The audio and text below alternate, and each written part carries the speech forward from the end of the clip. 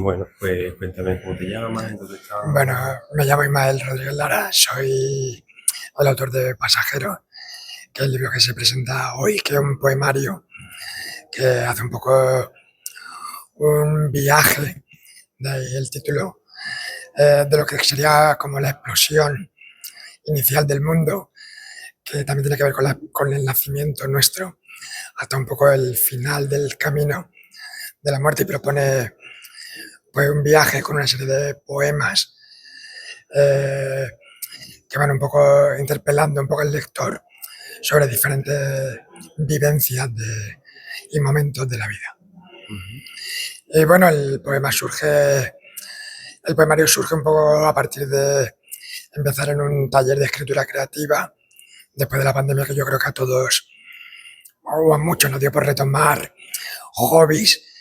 Y bueno, yo escribía de pequeño literatura, me gustaba escribir cuentecitos, novelas.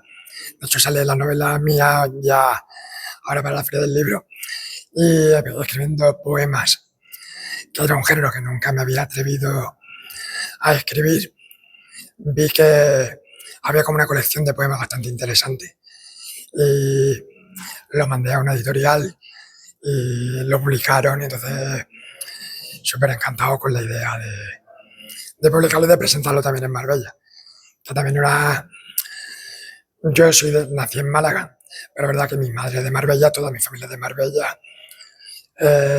Hay poemas que me llevan a mi infancia en Marbella, donde yo estaba con mi familia, entonces también es como muy emotivo presentarlo hoy aquí. Qué bueno. Explícame dónde estamos, cómo ha llegado aquí al Centro Cultural. Pues el Centro Cultural, la editorial, un poco, yo tenía claro que quería presentar en Marbella el libro, y entonces la editorial, a partir de la familia que son de aquí de Miraflores y conocen la zona, me parece como un sitio súper ideal, muy bonito para presentarlo. Y yo creo que también, eh, yo creo que es importante que los barrios no pierdan identidad. Y yo creo que en Marbella y Miraflores, por ejemplo, es un lugar que todavía se sigue respirando ambiente de barrio. Entonces, también me gustaba mucho presentarlo en un sitio que oliese a barrio, ¿no? Qué guay. Muy bien. ¿Y tiene más novelas aparte de Bueno, esta? sí, tengo la novela, la mandé también a varias editoriales, más Clenny Parker me la publica y va a salir para la Feria del Libro. Y bueno, sigo escribiendo poemas, que es un género que nunca me hubiera imaginado que iba a escribir. Y la verdad que, porque existe esta idea de el poema complicado. Yo no entiendo poesía. Y realmente me parece que en el momento que tú te acercas a la poesía, es como si me dices, no entiendo de cine. Pues habrá un cine para ti. A lo mejor no tienes por qué ver cine ruso o cine de autor iraní. A lo mejor te gusta la película de superhéroes. Pues entonces yo creo que con la poesía pasa igual. Yo creo que con la poesía pasa igual, que muchas veces en el colegio nos meten un tipo de poesía que tiene que muy marcada, que tiene que rimar, y en el momento que tú te acercas a la poesía dices, no, no, aquí hay mucho donde ver. Y entonces yo digo que al final la poesía es como una casa, que tú vas allí, te sientas a gusto y no hace falta que tú entiendas nada. Simplemente tú digas, bueno, yo lo he leído y me he sentido a gusto con lo que he leído. Y esto me ha gustado. Y ya está, no hay que entender nada, hay que sentir un poco y ya está. Qué bueno. Pues nada, muchas gracias. Nada, a ti. Enhorabuena. Muchas gracias, muchas gracias. Perfecto, muchas gracias. Ha salido bien, seguro. Para mí es un placer estar esta tarde aquí en la presentación de Pasajeros de Ismael Rodríguez Lara. Sé que juega en casa y que probablemente algunos de vosotros lo conozcáis mejor que yo, pero es de justicia comenzar el acto contando quién es, lo que nos une y lo que aporta Pasajeros al panorama literario. Así que le voy a dedicar unas palabras. Mi amigo Ismael, además de ser doctor europeo en economía cuantitativa y catedrático de universidad, es poeta. Y yo, además de ser profesora de lengua, soy graduada en literaturas comparadas. Nuestro amor por la literatura nos hizo amigos y nuestra dedicación a la literatura, él como escritor y yo como comparatista, nos ha traído hasta aquí.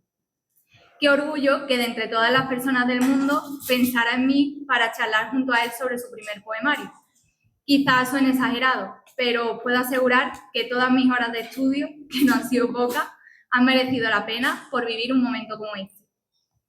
Pasajeros se estructura en 5 bloques: ciencias inexactas, metros cuadrados de superficie, pasajeros, ceniza y germen, que versan desde el principio de la existencia del universo hasta el final de nuestra propia existencia. Por supuesto, entre un polo y otro cabe no solo la vida, sino también todo lo que la subyace, los errores, pero también los principios y los valores que nos gustaría dejar como legado, los lugares en los que merece la pena quedarse a vivir, pero también aquellos de los que merece la pena irse, las personas que son refugio, pero también las que te dejan a la intemperie. En definitiva, Pasajeros demuestra que la poesía no es un discurso marginal, que no es un simple entretenimiento para la escritura venidera de algún discurso literario más extenso. El verdadero gran discurso, aunque muchos no lo creáis, es el poético. Ismael también parece saberlo, por eso cierra el poemario con el siguiente versículo: hay siempre un poema que atraviesa la vida. Ojalá vosotros también hayáis sentido eso alguna vez y tengáis un poema que os atraviesa y que se convierte en hogar. Si no, ojalá ese poema lo encontréis en Pasajeros. Como he dicho antes, Pasajeros se estructura en 5 bloques. Por eso he preparado 5 preguntas relacionadas con 5 poemas que me gustaría recitar. Pero antes de eso, supongo que Ismael también tendrá palabras bonitas para vosotros. Bueno, primero muchas gracias por haber venido, haber tomado el tiempo de venir a la presentación de un libro de poesía, que no es una cosa que a priori resulta muy atrayente. Entonces, daros las gracias a vosotros por haber venido a acompañarme, agradecer a Laura que haya aceptado la invitación de presentar el poemario. Recuerdo que cuando le pregunté, si os sabéis, hubo que cancelar la presentación la otra vez que estaba planeada, y la iba a presentar a otra persona, y cuando me pedí yo le dije: Laura, la persona que pensé fue Laura, y le dije: me haría ilusión que lo presentases. Y dijo: sí, no sé lo que me has pedido porque no te he escuchado, pero sí. Entonces me hace mucha ilusión que esté aquí conmigo, ¿no? Y presentando el poemario. Entonces, además de darle las gracias a vosotros y a ella, voy a empezar por donde lo dejé. En la última presentación que hicimos en Málaga, hubo alguien que también conocemos, que es Estela, que durante la ronda de preguntas hizo una pregunta y dijo: ¿tienes ya pensado cuál será el siguiente poemario? ¿Lo has dejado ya aquí o vas a retomar? Y le dije: no, tengo pensado seguir escribiendo cosas. Y voy a empezar por algo que no está en el poemario, porque vamos a hablar ahora del poemario, que es algo que he escrito después, que aparecerá en algún momento, pero que creo que a muchos de los que estáis quizá os despierten momentos que hemos vivido, ¿no? Tiene que ver con mi infancia, con mi tiempo en Marbella, y entonces se llama El ruido de domingo. Y dice así: echo de menos las coplas de Antonio Molina que escapaban del R9, el trabajo de unas manos sobre la tierra, la conversación a gritos junto a la paella. Echo de menos el sonido del balón al estrellarse contra el tronco de un naranjo, el tintineo de las cucharillas de café, las protestas de las chicharras durante la siesta, el golpe seco de las fichas de dominó, la risa que sucedía en las confesiones prohibidas al oído de los niños. Echo de menos el murmullo del río, el gorgojeo de los pájaros, la voz que nos alentaba a recoger el campamento, los besos al aire, el silencio somnoliento del viaje de vuelta. En las ciudades hay mucho ruido, pero no se escucha nada los domingos. Y bueno, quería compartirlo con vosotros porque creo que con muchos de vosotros he compartido mucho de esos domingos, ¿no? En el campo, entonces me apetecía empezar por ahí. Os había dicho antes que ojalá encontrarais ese poema en Pasajeros que os atraviesa la vida. Si no teníais ese poema, a lo mejor no están Pasajeros, a lo mejor es el que os acaba de recitar Ismael a vosotros. Pues yo voy a empezar recitando. Como he dicho, el libro se estructura, el poemario se estructura en 5 bloques. Empiezo por el primero, por el de Ciencias Inexactas. Y he escogido un poema que se llama, valga la redundancia, Escribir un poema. Cada semana tengo una cita. Antes de acudir, cierro los ojos. La imagino esbelta, sublime, eterna, imperecedera. Nunca es así cuando la tengo enfrente. Si me acerco a ella, me esquiva, baila, culebrea. No puedo capturarla ni definirla. Se burla de mí. Sonríe con la arrogancia pueril de la fulana. Deja a su paso una sombra sin luz, un eco sin voz, un halo de frustración. Pero habrá otra oportunidad. Cada semana tengo una cita. Y supongo que de esas citas, pues habrá salido este poemario. Así que yo te pregunto, Pasajeros viene un poco a descubrirnos, como haces en ese primer bloque del poemario, que la poesía también es una ciencia inexacta. Pero ¿cómo ha sido este proceso creativo? ¿Ha sido preciso, impreciso? ¿Tenía el poemario en mente? ¿No? ¿Cómo nace?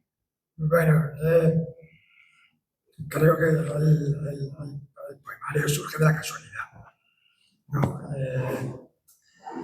Yo escribía de pequeño y me gustaba escribir, pero yo tenía claro que no iba a dedicarme a escribir, que yo tenía que ganarme la vida de algo, y un escritor. Un escritor no se va a ganar la vida escribiendo. Entonces, decidí que la literatura fuera mi hobby. Y entonces, supongo que como le pasa a mucha gente, cuando vino la pandemia, cuando acabó la pandemia, la gente cambió un poco su manera de pensar. Y yo de cierta manera dije, mira, voy a volver a mi hobby. Y es verdad que he dado muchas vueltas por el mundo, y una vez que ya estaba en Málaga, pues empecé a acudir al taller de escritura porque me apetecía escribir. Y entonces surge de esa casualidad, de esa... Voy a decir algo que no es... Quizás no es la mejor discurso, ¿no? Pero toda esta idea de persigue tus sueños, que se... No voy a decir que estoy en contra de esto, pero mira, la vida hay mucha casualidad. Hay muchas cosas que te vas encontrando por el camino. Y lo de perseguir los sueños está bien. Pues tienes que tener una motivación para levantarte por las mañanas. Pero que también está bien disfrutar del camino y disfrutar de lo que venga. Y no planificar lo que va a pasar. Porque después la vida te va a poner en tu sitio, quieras tú o no quieras. Entonces, de esa casualidad, de ese juego de voy a empezar a escribir poemas, voy a empezar a leer poesía, que es un género que nunca había pensado que escribiría. Cuando te das cuenta que tienes 50 poemas, dices tú, pues mira, aquí hay algo que merece la pena ser contado, que merece... Entonces surge totalmente de la casualidad, de no planificar nada. Y creo que las cosas que no se planifican muchas veces, pues a lo mejor entonces surge de esa casualidad y inexactitud total. Sí, además, lo curioso es que parece que está pensado. Es decir, los poemas... Merece la pena, de las que merece la pena huir. Recuerdos que nos quedaremos con la esperanza de que haya un germen que nos sobreviva. Entonces, sí, al final no es la casualidad. Y en todo este caos, pues hay cierto orden, cierta estructura. Yo sigo un poco por una frase que me gustó mucho tuya cuando leí una entrevista que te hicieron hace unos días, que es que los poemas son lugares que habitar. Así que voy a aprovechar para leer un poema que tienes tú que se llama Deseo ser hogar. Y ¿Cómo se llama? Deseo ser hogar. Quiero ser hogar, casa habitada, posada para tus pies descalzos. Quiero cocinar la espera sin ingredientes, derrumbar mis sueños en el sofá, alimentar tu cuerpo con mis manos. Quiero que el silencio pueble cada milímetro cúbico de aire, que el silencio pese después del clima y hable en nuestro nombre sin palabras. Un batallón de hormigas caminan juntas, se alimentan solidarias, pero no tienen almohadas para ahogar el orgasmo, ni comparten mentiras. No pueden ser hogar. Si los poemas, Ismael, son lugares que habitar, ¿en qué poema de Pasajero habitarías siempre y en cuál no quisieras habitar nunca? Buena pregunta. Ya, pues, si no quieres contestar lo de Pasajero, puedes contestar lo de... Bueno, primero, pues es la idea que dices tú, ¿no? Hay una cosa que, de hecho, cuando yo empecé a escribir el poemario, tenía muy presente la idea de la casa, ¿no? Y que es la casa, y que es el hogar, y donde vivimos. Y el descubrimiento fue decir, mira, la casa son las personas. La casa no es nada.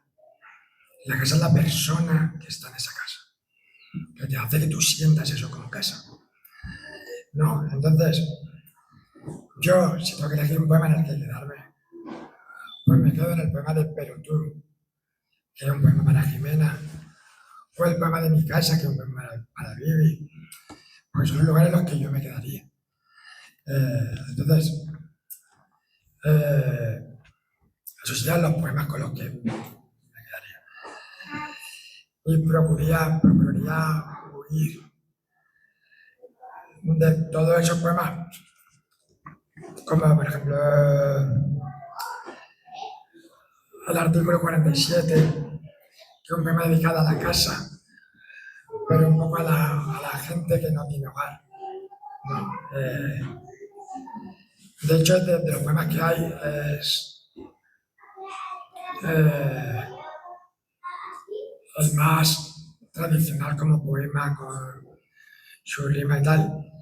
Y habla un poco de ese hogar y de la gente que no tiene hogar.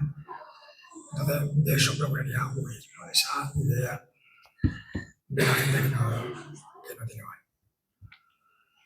De hecho, lo voy a leer, aunque nunca lo he leído. ¿Vale? Se llama artículo 47, porque es el artículo de la Constitución que habla sobre la vivienda. Entonces dice, dejad de golpear sus puertas, dejad de atosigarlos, llevaos, si queréis, su colchón y sus mantas, llevaos, si queréis, la luz de sus velas, y llevaos, si podéis, la mitad de sus miserias. Pero dejadlos a ellos aquí, ocultos tras los cristales que rompió el libre mercado. Dejadlos parecerse desnudos al calor de un techo agujereado por la codicia humana. ¿A qué habéis venido? A arrebatarles la nada. Bravo. A eso me refería yo justamente cuando hacía referencia en la presentación a que el verdadero gran discurso es el poético. Al final, cuando un poeta presenta su obra, siempre se le pregunta, bueno, cuando un escritor o alguien que se dedica a la cultura presenta algo en general, siempre se le hace la pregunta de ¿y qué has pensado después? ¿O qué va a venir? Y a los poetas se les suma el ¿y cuándo la novela? Como si la novela fuera algo que hay que conquistar. También se le pregunta lo mismo a los escritores de relatos, como si el relato también fuera un discurso menor. Y es súper curioso, pero valioso a la vez, como en un poema puede caber tanta verdad, como puede caber toda la verdad del mundo y del universo. Sigo esta vez con la parte con el bloque de pasajeros. Llego siempre tarde a la muerte, a la de mis abuelos, a la de mi sobrina, a la de mi padre. No pude presenciar sus últimos momentos de vida, no pude despedirlo. Vivía afuera, hubo una pandemia, las conexiones aéreas se aliaron conmigo. Tarde, siempre tarde. Espero llegar también tarde a mi muerte, y cuando llegue el momento de decir adiós, quiero que no registren mis cosas, que dejen mi mundo en su desorden, el calendario en febrero, la ropa sobre la silla, el ordenador encendido, el café a medias. y que pongan más empeño en recordarme del que puse yo en acabar tareas pendientes. Luego, Cuando sabes qué es lo que hay debajo de ese, pero ya no hablo en lo personal, sino literariamente, porque es que en Pasajeros se rastrean las lecturas que te sostienen. Y no hablo solo de las citas que encabezan cada uno de los bloques, ni de las que abren algunos de los poemas, sino también las referencias que son menos evidentes. Entonces, leyendo este poema me acordé mucho de esos versos de Juan Carlos Aragón Becerra que dicen: y cuando llegue el momento de decir adiós, quiero que no registren mis cosas. Esos versos dialogan claramente con tu poema. Tu poema realmente, que se titula Legados, dialoga con el poema Testamento de Juan Carlos Aragón. Esto que le estoy hablando en literatura se llama intertextualidad. Unos textos se hablan con otros. Y yo te pregunto a ti, ¿acaso hay literatura sin intertextualidad? Bueno, yo creo que al final la literatura es un diálogo y necesita hablar. Y a veces necesita hablar con el lector y a veces necesita hablar con los textos. Entonces, obviamente, no existe literatura sin intertextualidad. Me hace mucha gracia. Claro, yo no conocía a Laura, que tiene una mente brillante y que es capaz de encontrar en un verso una conexión con una cita de Juan Carlos Aragón, que además es a propósito, que está justo ese verso ahí, que tú crees que nadie se va a dar cuenta de nada. En conversaciones con Vivi, digo que muchas cosas. Había una idea que me he muerto. Si queremos averiguar quiénes fueron, pues tenemos que respetar que lo que pasó, pasó y no tenemos... Entonces, pues, preparando la novela, tú te documentas y tratas de mirar. Y yo recuerdo que cuando estaba escribiendo la novela y estaba escribiendo cuentos, dije yo, mira, voy a escribir sobre una persona que va a un salón de masaje y la persona va al salón de masaje a darse masajes, pero son masajes con final feliz, ¿no? Entonces, yo antes de mirarlo, pues me puse a mirar en internet sitios, no sé, y Vivi estaba al lado. Y yo le decía a Vivi, tú imagínate, que a mí me da por mirar el ordenador de estas cosas. Yo me muero mañana, entonces voy a mirar a mi marido, a ver lo último que hizo. Y entonces te cuenta el historial y dices, ¿quién era mi marido?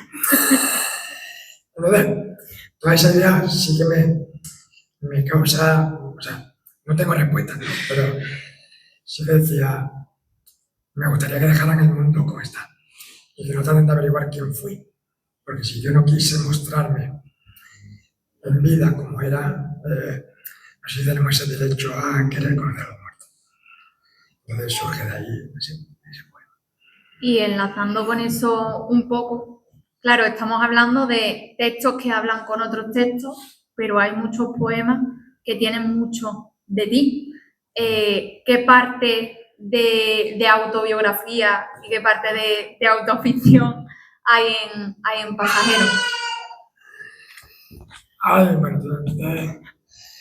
compartimos, yo creo que hemos hablado con Miguel Ángel García López alguna vez y conocemos la idea y los bordes que tendría que decir no importa. No importa lo que haya de mí. Porque es verdad, ¿no? Es decir, al escritor se le da demasiada importancia. De por qué escribió este poema, cuando lo escribió. Y lo importante es que la gente que lo lee siente que eso le dice algo. Independientemente de que haya vivencias mías. Hay muchos textos que son autobiográficos y hay muchos textos que son totalmente mentiras. Es decir, hay un texto de un argentino que se me acerca mientras estoy haciendo poema. Eso es mentira todo. Pero no importa que sea mentira. Importa si tú eres capaz de habitar ese poema, leerlo y estar ahí, para ti ese poema es verdad. Entonces, respondiendo a la pregunta, diría, hay poemas que tiran de verdad, de vivencias. El delegado claramente es uno de esos poemas que después de morir mi padre y de esta anécdota, pues tiro de ahí. Y hay otros que no tienen nada de autobiográfico y que simplemente le tratan de decir al lector, mira, si pienso en el mundo y pienso en un viaje, pienso en este momento. Si tú lo habitas y para ti es verdad, aunque yo no lo haya vivido, será verdad. Parece que sabes la pregunta que te voy a hacer sin que la sepas y sin que yo te la haya formulado todavía, porque el poema que viene justo ahora es Soy de otro mundo, de Ceniza, y acaba de hablar de los viajes y de los sitios que habitamos. Así que lo retiro. Estuve aquí hace unos años. Dije que volvería, pero aún no he llegado. Cuando escribo, viajo a otros lugares. Puedo mirar durante horas un niño descalzo. Puedo elaborar teorías, intuir, imaginar. Pero la vida es celosa y me oculta su verdad. No sabré nunca quién huye y quién persigue un sueño. Puedo mentir en los poemas. El archivo de Word no me dejará equivocarme. Corregirá mis errores ortográficos. Me dará la falsa seguridad de que escribo bien.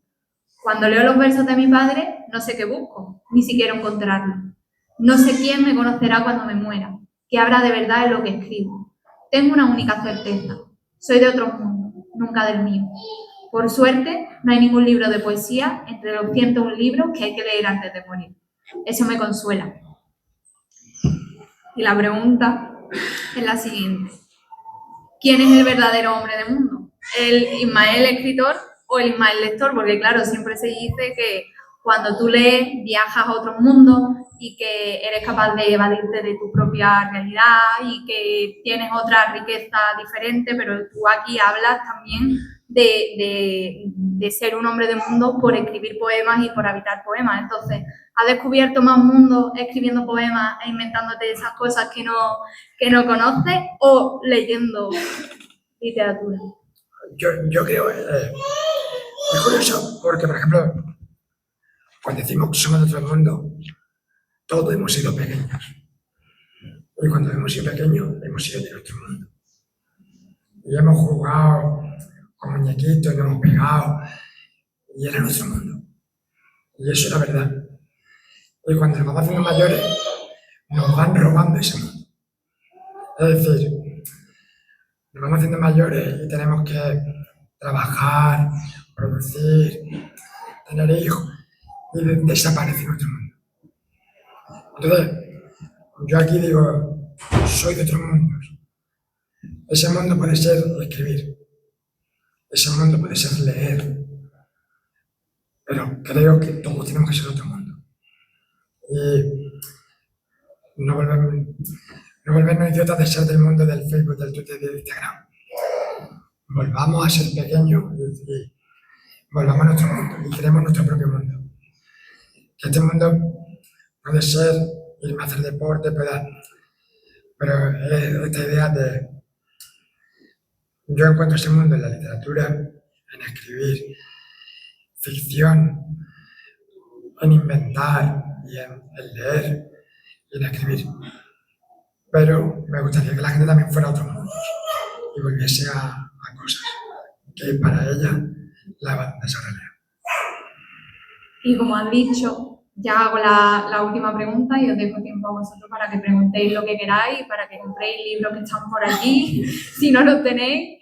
Y como has dicho, que esos mundos los visitas, tanto leyendo como escribiendo. El poema que cierra el poemario, que se titula Un poema que atraviesa la vida, al final está construido a partir de fragmentos de otros poemas que resuelve a la perfección qué es lo que significa para ti escribir poesía y, si me apuras, pues qué es lo que significa habitar en ellas, pero si nos ponemos menos profundos, también es un juego literario que invita a otros a escribir poesía. Entonces, aprovecho que has hablado de que quieres que la gente habite otro tipo de mundo, ya sea escribiendo, sea leyendo, para leer este, que invita no solo a seguir leyendo, sino también al que no se haya puesto nunca a escribir, pues a probar y a jugar con la literatura, que es de lo que se trata.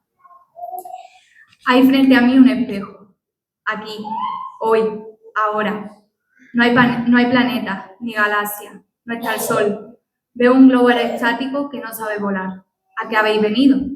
Yo estoy muerto, tengo frío a cualquier hora, ahora, a cualquier hora.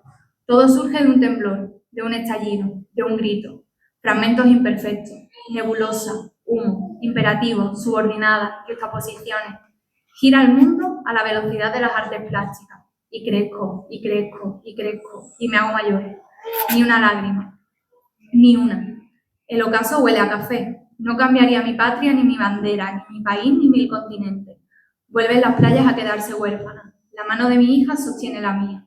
No quiero ser como mi padre, escultor de sueños etéreos. Mi casa es el único lugar para quedarse a vivir. El calendario en febrero, la ropa sobre la silla, el ordenador encendido, el café a medio. A Dios, si existiese, le avergonzaría este orden. Soy de otro mundo, nunca del mío. Hay siempre un poema que atraviesa la vida.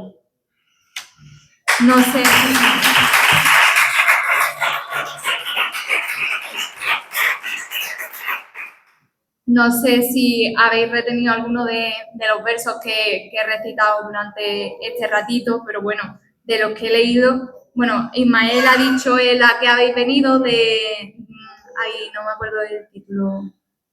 Del artículo 47. Del artículo 47.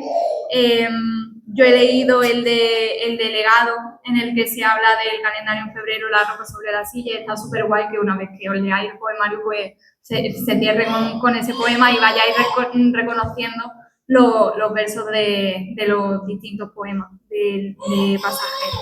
Así que mi última pregunta es, ¿cuánto le debe, puesto que esto es un juego literario, Pasajero a los cursos de escritura creativa? Pero mejor dicho, ya que hemos hablado de que este poema es un poema que invita a seguir escribiendo, ¿cuánto le debe Ismael al taller de Mundos Posibles y a la Escuelita de las Palabras? Y no me refiero tanto a los juegos creativos ni a la voz poética, sino a encontrar un grupo de personas que te arropen, que te hagan huir de ese miedo al papel en blanco, que te empuja a que pierdas el pudor a recitar en público o el vértigo a publicar tu primer poemario. Es decir, siempre se ha denostado quizás los cursos de escritura creativa, porque hubo una época en la que había mucha gente haciendo ese tipo de cursos y quizás todo el mundo no sabe impartirlo, pero creo que lo importante de los cursos de escritura creativa no es tanto esa técnica que te pueden ayudar a conseguir a través de los diferentes ejercicios,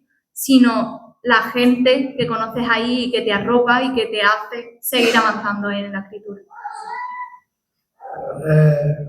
Cuando yo empecé el curso de escritura creativa, lo primero que me llama la atención es que en un curso de escritura creativa no te enseñan a escribir. Totalmente contrario a lo que piensas. Pero por contra, lo que aprendes es a mirar. Entonces, aprende a mirar la realidad y entonces ese fue el primer descubrimiento. Después, a la Escuelita de las Palabras de Miguel Ángel de la Web, a Pablo, le debo prácticamente que esté aquí yo hoy ahora. Recuerdo hablando con Miguel Ángel, cuando al principio decía aquel que escriba y que diga yo escribo para mí, no debería escribir, no debería estar aquí. Y yo era ese que escribía y decía, pero esto es para mí, a mí me da mucha vergüenza compartirlo. No, yo no quiero que la gente vea cómo escribo, no quiero que la gente sepa, no quiero recitar en público. Entonces, yo le debo a la Escuela de Escritura Creativa esa idea de no importa, tú no eres importante, tómatelo como un juego. A mí personalmente me da mucho pudor y mucha vergüenza recitar por mi voz, por haberme operado, y es verdad que lo vivía muy mal, eso. Y entonces, el hecho de decir, mira, no importa, es un juego. Tú juegas con las palabras. Al final la gente lo va a entender y habrá gente a la que le guste. Entonces le debo todo eso, haber encontrado ese grupo de personas a las que le gusta la literatura por encima de quien lo escriba y que valora ese juego. Creo que es lo que me ayuda a seguir escribiendo y me ayuda a escribir. Así que le debo estar aquí. Qué bonito. Y ya cierro con la típica pregunta que se hace en estos eventos, que ya he dicho que soy un poco contraria a eso, pero ¿qué es lo siguiente? Y te lo pregunto porque sé que lo siguiente viene pronto y que está escrito y que no estoy haciendo una pregunta invitando a la prisa en la cultura ni a nada, pero también quiero que reflexiones un poco sobre eso, sobre si es bueno o malo que constantemente estemos esperando cosas con lo que se tarda en parir un poemario o en escribir una novela. Es decir, te lo pregunto porque sé que la novela viene en camino, pero si no viniera y acabaras de escribir el poemario y acabaras de terminar de hacerlo y estás cansado y estás orgulloso y quieres enseñarlo, ¿cómo te sentaría que te preguntaran, bueno, ¿y cuándo va a ser lo próximo? Es verdad, lo próximo es la novela que está escrita, que recuerdo que alguien me dijo, bueno, ¿y la siguiente para cuándo? Y dije, 3 años para escribir una novela, ¿cómo para la siguiente para cuándo? Digo, déjame que ya... Y es verdad que cuesta mucho escribir, y de hecho yo escribo porque me apetece escribir. Entonces yo tengo la fortuna de que no me gano la vida escribiendo, ni tengo presión editorial. Entonces, yo seguiré escribiendo cuando me apetezca, lo que me apetezca. Y si después hay una editorial que me quiere publicar, hay gente que me quiere leer, pues me alegraré mucho. Entonces, nada, lo siguiente es la novela. Y lo siguiente de lo siguiente ya no sé. Y es verdad, no sé, me gustaría también que la gente se fuera con esta idea de haz lo que te apetezca. Da igual. No esperes que se espere nada de ti. Disfruta, crea tu mundo y juega. Y si la literatura está en ese juego, pues perfecto. Y si otra cosa, pues otra cosa. Entonces, creo que no respondí a tu pregunta, pero hablamos un rato. Pero me vale. No sé si vosotros tenéis alguna pregunta que hacerle. Yo no, yo lo que me gustaría es que leyera el de Pedro.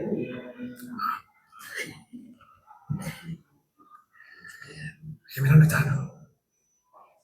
Jimena Vale. Bueno, pero tuve un poema. Yo he dicho alguna vez que cuando me operaron, lo he dicho de broma, no, a lo mejor me quitaron en vez de la laringe y me quitaron la capacidad de llorar. No, porque digo, he vivido momentos duros y me ha costado trabajo soltar una lágrima. No, y entonces muchas veces Vivi se enfada conmigo cuando digo, a mí lo que más me gusta de ti es tu humanidad. Y dice, pero eso que, digo, mira, si estás llorando ahora, pues eso es que yo admiro esa capacidad que tienes de llorar y emocionarte y mostrarte en público, porque a mí me cuesta. Y entonces, pero tuve un poema que nace de una tontería, que es estar en una fiesta de graduación de Jimena con 6 años o con 5 años y yo verme emocionado. Es decir, ¿cómo es posible que una niña de 5 años, que mi hija logre emocionarme a mí. Entonces, pero tú hablas de eso, ¿no? De esa lágrima que se escapa. Y dice, ni la palabra esquiva, ni la esperanza quebrada por el penalti errado, ni el disparo en la nuca, ni la pierna amputada, ni el cuerpo inerte cimbreando en la valla, ni la derrota del toro tras la honda estocada, ni la frustración que inunda una casa robada, ni el vacío de llamadas, ni el padre ausente, ni el futuro arrebatado al niño violado, ni el derrumbe, ni la caída, ni el adiós, ni la muerte, ni una lágrima, ni una. Pero tú, pero tu risa, pero tu mirada abierta al mundo, pero tus pasos sosteniendo mi mano, pero tu nombre y mi apellido, pero tu abrazo, pero tú, pero mi hija, pero mis lágrimas.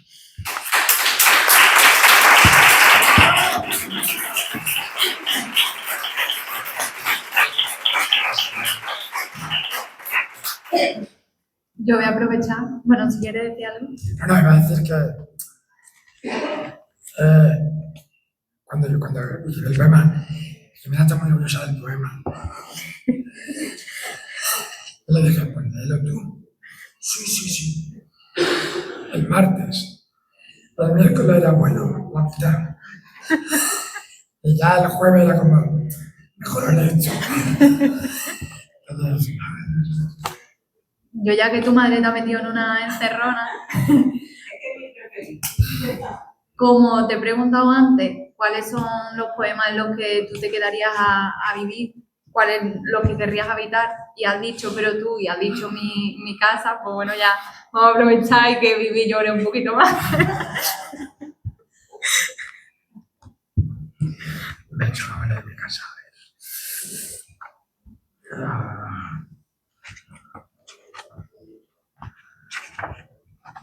El poema de mi casa es muy curioso porque es un poema que es que, o sea, gente que no conoce a mí ni nada y me ha escrito algún mensaje por Instagram y me han hecho.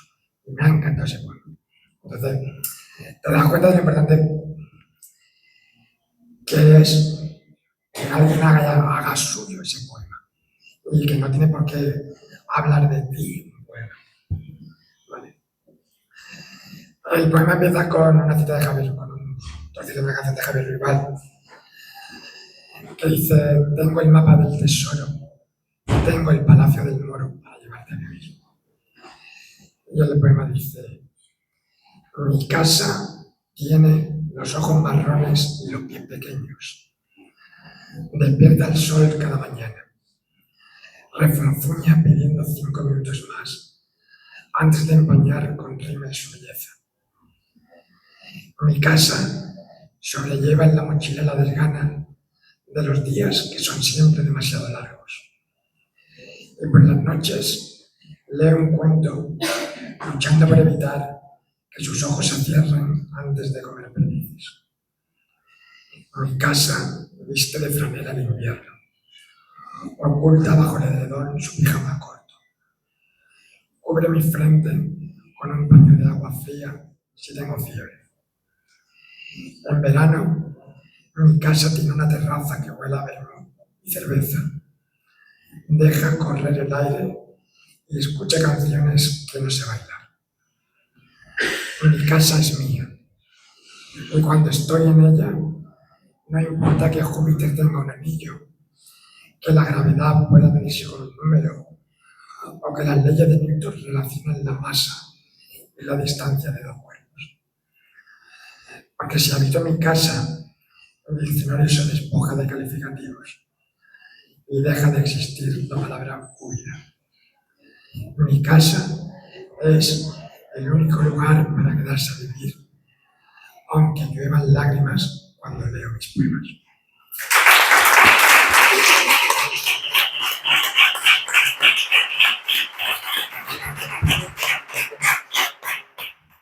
Y ahora, antes de terminar, porque claro, vosotros no os estáis viendo, yo sí estoy viendo a media sala llorando, entonces os voy a pedir que si no queréis preguntar, que contéis un chiste, aunque sea. No nos vamos ahí, que tengo aquí a vivir llorando como una descosilla, no vamos a cerrar el acto así. Como autor y aquí doy doble felicitación porque ha hecho una presentación maravillosa sobre tu amigo. Gracias. Muy poca gente he visto una parte, yo ya tengo que esperar. Gracias.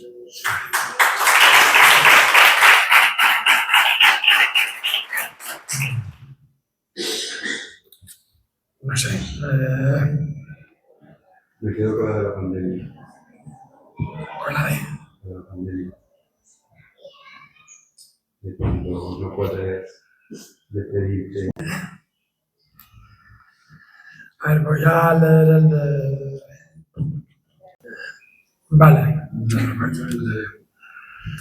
Aquí vemos, por ejemplo, es...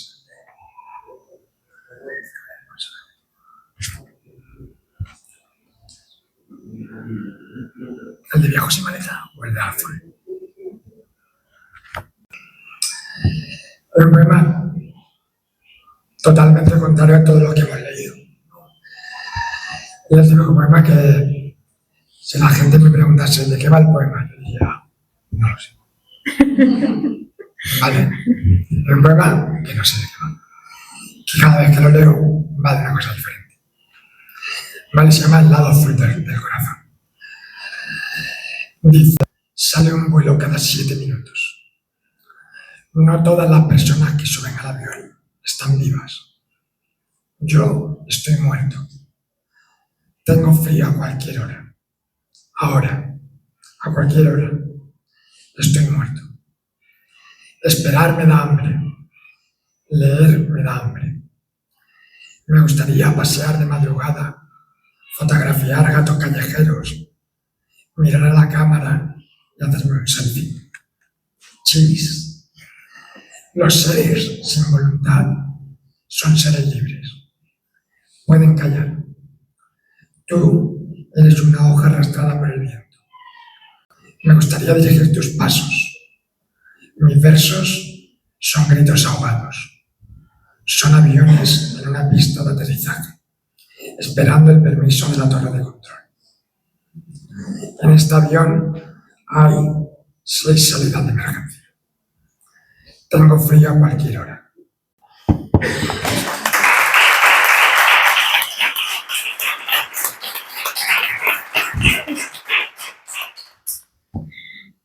Ahí está. Muchas gracias a todos. Ya ha hablado de su libro y yo también. Para mí ha sido un auténtico placer estar esta tarde aquí. Lo he dicho antes.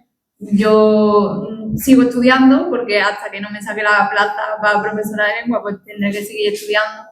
Pero todas las horas que le he dedicado al estudio y a la literatura merecen la pena para saber ponerle palabras a eso que quizá otra gente que no tiene la formación que yo, gracias al esfuerzo de mis padres, he tenido, y poder decir de una manera más técnica lo buen poeta que es mi amigo, porque vosotros que lo conocéis pues sabéis lo gran persona que es. No tengo que venir a contaros nada, pero sí que es importante también que conozcáis esa otra parte, que muchas veces no somos conscientes de lo que tenemos al lado.